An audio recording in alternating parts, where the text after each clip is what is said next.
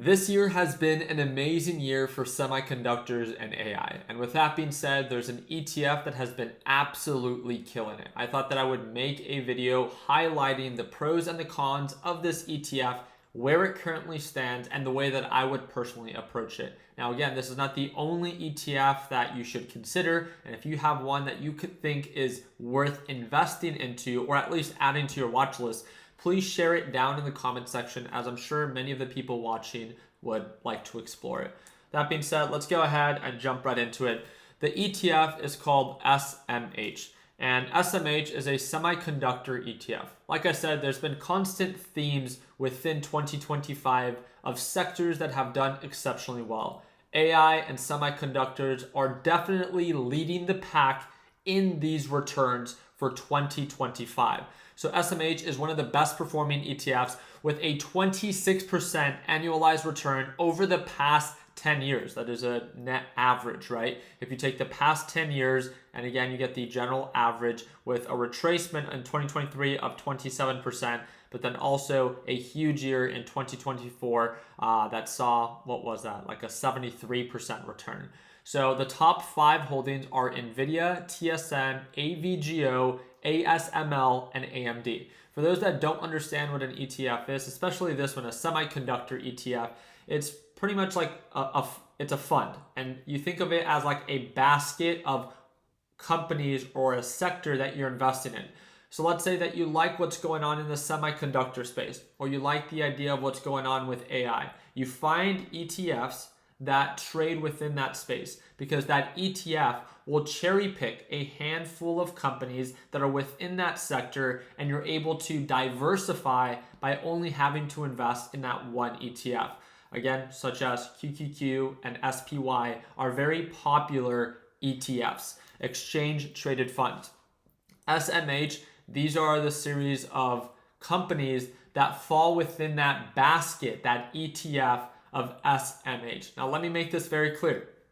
This is not a promo video. I mean, I saw this post and I thought that it followed up very well with the video that I uploaded yesterday, that there are specific sectors that are doing exceptionally well, but obviously some would say that markets are now overvalued. So instead of gaining exposure for just one stock 100%, by gaining exposure on an ETF that carries a basket of stocks, then at least at that point, you're a little bit more diversified while only having to invest in one specific ETF as an example. So I just thought it was something that can align well. It's not a recommendation by any means. I mean, to keep it quite frank, I think it's overbought based off of recent recovery potentials and previous highs.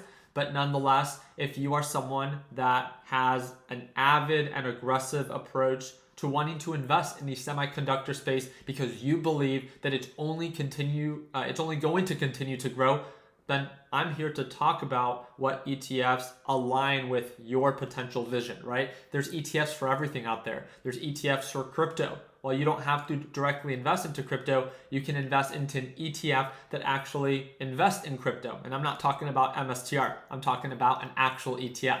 There's ETFs that follow tech. There's ETFs that follow cybersecurity. There's ETFs that follow AI. There's ETFs for everything. So again, if you're a beginner and what you want to do is diversify, but you don't want to overcomplicate it with buying a bunch of different stocks, then the ETF is, in my opinion, a possible solution for you to explore.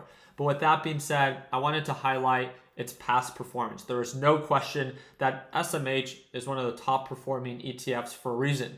If you look at it in the past, 10, 15 years, it's a non-stop bull run, right? And there are retracements that we see here. This is 2021 to 2022 post-pandemic decline, right? So we see the peak that we saw at the end of 2021 and the retracement.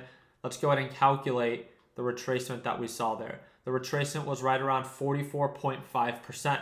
So the thing that I love to highlight is because semiconductors are seeing rapid growth, there is no question that they do tend to yield very aggressive and greater than average returns.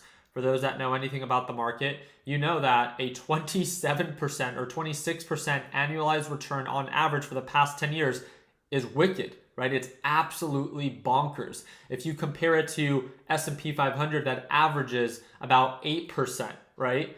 So by taking that into consideration, you're almost experiencing nearly a 3 times or 3x return of the average of the S&P 500, but this doesn't come at no additional risk, right?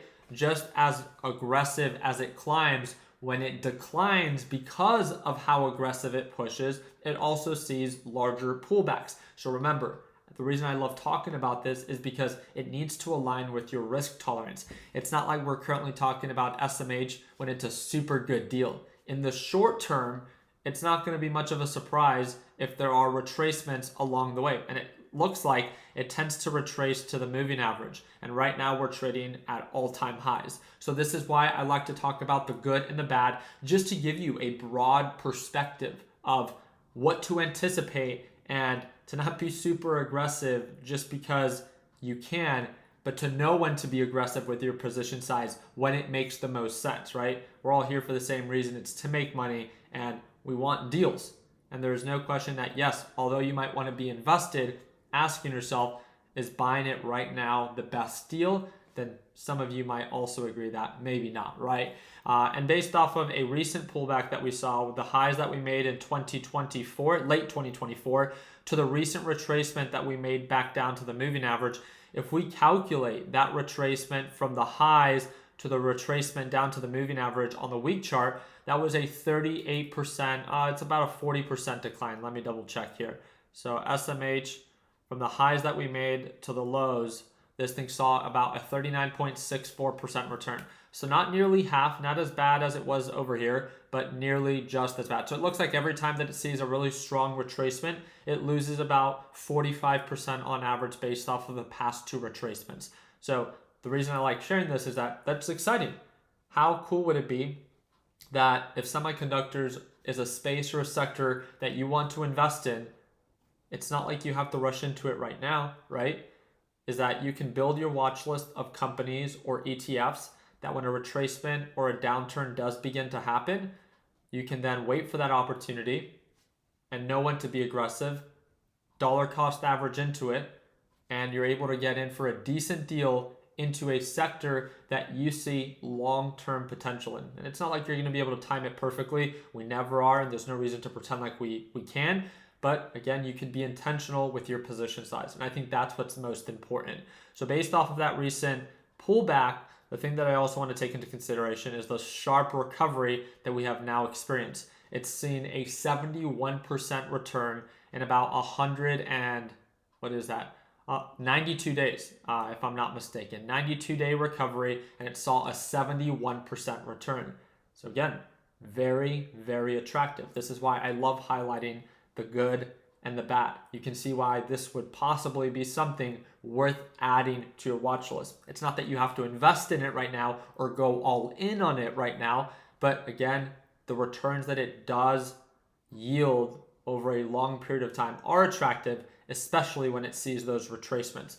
So the thing that I also want to share is that then someone responded to this post and said, yes, this is great that it's one of the top performing ETFs, but if you would have just invested in NVIDIA, you would have seen, a 3,000% return instead. And yes, in hindsight, it's always easier to say, yeah, I'm just going to, go back in history and be like, yeah, investing in NVIDIA would have made the most sense because in the past 5 years, 1,500% return is crazy based off of recent, market cap valuations. NVIDIA has a record market cap valuation, where if you take into consideration all the different companies you would have to stack on top of one another to even come remotely close to current NVIDIA's market cap valuation. But I think that this puts things into perspective where, remember, you're never going to be able to always identify and invest in all the winners. But if you find a good ETF, a good exchange traded fund that allows you to invest in a sector that you see value in, so let's say that might be AI, or in this case, semiconductors, it at least allows you to gain some exposure in that sector for the good and the bad. Because although it is true, long term, this has yielded a much greater return. If we see a significant pullback in the semiconductor space, again, who knows what can negatively impact NVIDIA can be much greater than what can negatively impact the general semiconductor space, which is the edge that a lot of people like about ETFs, is that just like you might not gain all of the benefits of investing in one stock, you also don't get hit with the strong retracement if that one stock that you would have invested in sells off and loses 50 to 60%. Well, at least you would have not gained that same loss by investing in this ETF, since it's a basket and you're a little bit more diversified in that ETF. Remember, it's a basket of companies versus just one company. But again, to each their own, right? I think it's just important to highlight that for different investors and for different traders, there are ETFs or individual companies out there that, depending on your intentions, your timeline, and your kind of risk tolerance, can determine, do I want to invest in individual companies or do I want to invest in ETFs? And I like mixing it up with both, right? If I see a good quality company, just like recent retracement that we saw due to the trade war, I did not hesitate to invest in NVIDIA when it broke below $100 per share. But I also love investing in QQQ, which is a NASDAQ ETF. It allows me to invest in a basket of tech companies to gain exposure to a handful versus just the one. So I think that, again, by talking about these concepts, you can have a better understanding on how you would like to approach your trades, but also your investments. So you guys let me know down in the comment section what you think about SMH. In my opinion, it's definitely an ETF that I have added to my watch list, especially with how much semiconductors have taken over 2025. But in my personal opinion, based off of recent recovery, this is the thing that I wanted to highlight. Based off of the current price level, I want you to take into consideration the highs that we had. This is, as you guys can see, August of 2024. So if you would have invested in August of 2024 to current highs, it's only up 3%. Crazy, right? But then if you take into consideration the lows that we made, what is that, in April to now, it's 71%. So I think this puts things into perspective, the power of knowing when to be aggressive with your position and when to be maybe a little bit more risk adverse, right? Where if you are overbought, it shouldn't scare you to be invested, but knowing a pullback can happen can put you in a more favorable position to then wait for a better deal, know when to take an actual position that's a little bit more attractive, and then make money on the recovery. Because for those that purchased, what is that? June, July, August of 2024, had to wait nearly an entire year of seeing a retracement and then finally now being up 3%. And that's the reminder that I have to everyone investing in spaces and in sectors that are performing exceptionally well right now, is that everyone likes to encourage you to keep investing in those elevated and potentially overbought sectors. But then if they do retrace, they retrace hard because they were overvalued. And then the time that it might take for them to recover can exhaust you, and you might just want to end up then cutting losses, right? So it's all depending on your not only just risk tolerance, but also the horizon of how long you want to hold or invest in those companies. Because again, if you're just getting started, why put yourself through that emotional roller coaster of investing now at elevated levels that if we do see a downturn right away, you're going to regret that initial investment. But if you wait for deals, it's not that you're ever going to time the market perfectly, but at least long-term direction is in your favor. And even now, direction is in your favor for the semiconductor space, but it's, again, do you want to wait an entire year to be up 3%? Or just wait for a pullback, wait for a deal to happen. It doesn't have to be anything super significant, but then again, not be afraid to take advantage of those deals when they actually present themselves and not just buy because everyone else is buying. So just my 2 cents. Let me know down in the comment section what you think. So again, we'll see you guys later today for our Sunday stock talk. If you want to tune on in, I'm going to be going live and breaking down your guys' top 5 stocks to watch this week. So all you have to do is like and subscribe. And also do not forget, if you want to watch me trade live as soon as tomorrow, I trade live every single morning right at market open for our LPP team. You also get access to the A to Z video lesson library that's designed for complete beginners. And if you want to learn more about it, it's the second link in the description down below, and it can allow you to join for as little as $1 a day. I appreciate your time like always. Let's make sure that we end the year on a green note. Take care, team.